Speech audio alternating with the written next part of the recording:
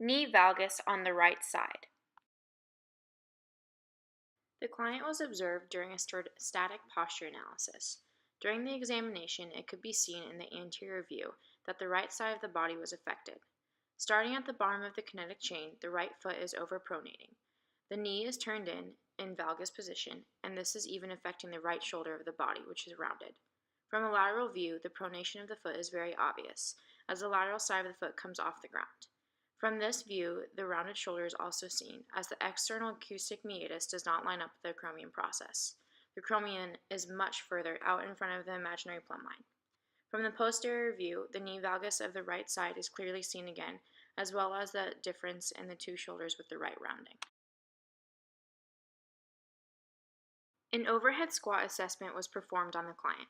From the anterior view, the pronation and knee valgus of the right side of the body is clearly seen.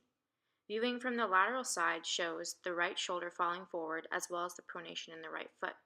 The posterior view shows a clear image of the right knee falling in towards the midline as well as the right foot falling flat and pronating.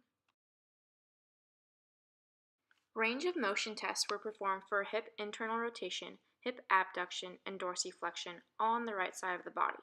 Hip internal rotation normal range is 35 degrees. However, the client showed a lack of motion as her range was only to 25 degrees. Hip abduction normal range is 45 degrees, and again, the client showed an extreme lack of motion, for her measurement was only 35 degrees.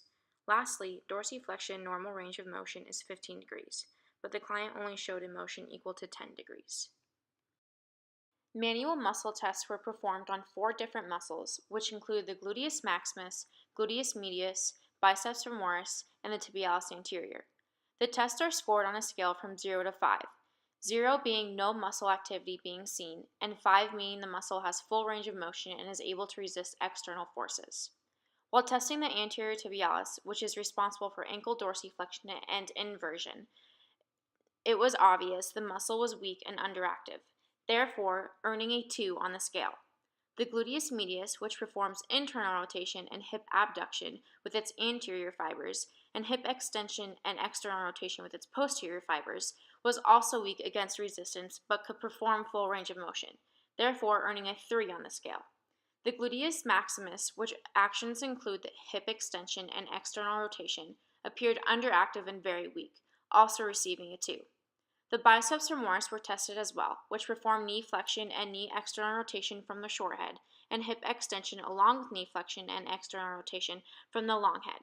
The muscle test showed proper function, thus receiving a 5, but also seemed overactive, therefore leading to the fact that the muscle needs to be inhibited. The inhibitory phase is used to release tension and decrease activity of overactive muscles. For knee valgus, the techniques given to the client were all SMR based. While foam rolling, hold any tender areas and perform for 30 seconds.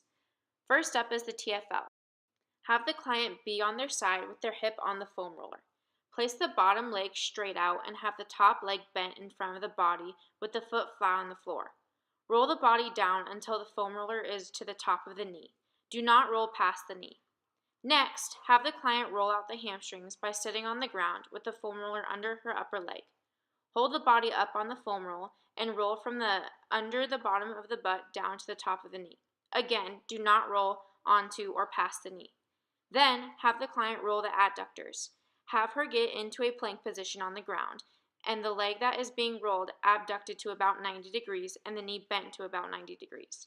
Place the foam roll under the inside of the leg and roll from the hip down to the top of the knee, being careful to not roll over the knee joint. Lengthening techniques are used to increase extensibility, length, and range of motion of the tissues in the body. The use of static stretching and neuromuscular stretching is often used for the lengthening phase. Stretching the adductors, have the client sit on a physio ball with one leg bent and the other outstretched with the knee extended.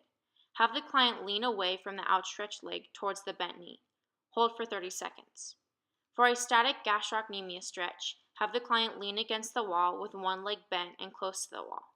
The other leg will be outstretched behind the body with the knee extended. Try to have the client place her heel on the ground to get a better stretch. Hold for 30 seconds on each leg.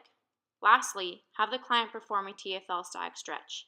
Have her stand next to a wall and side bend to one side so that her hands rest against the wall.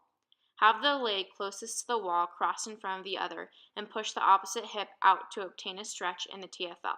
Hold for 30 seconds on each side. Activation techniques are used to re-educate or increase activation of underactive tissues. The use of isolated strengthening exercises and positional isometric techniques are used during the activation phase. The first exercise performed is lying hip external rotation.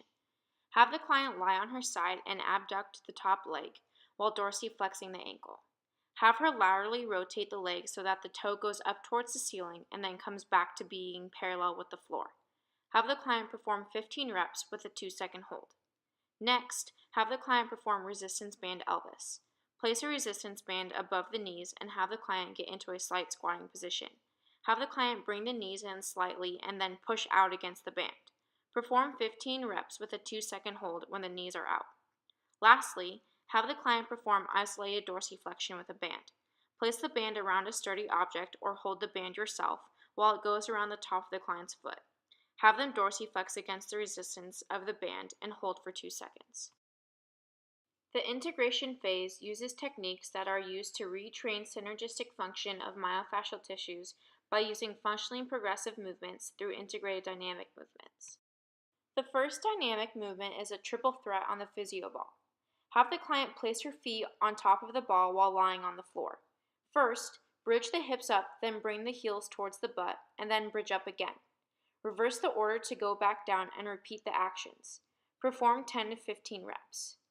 Next, have the client perform 180 jumps.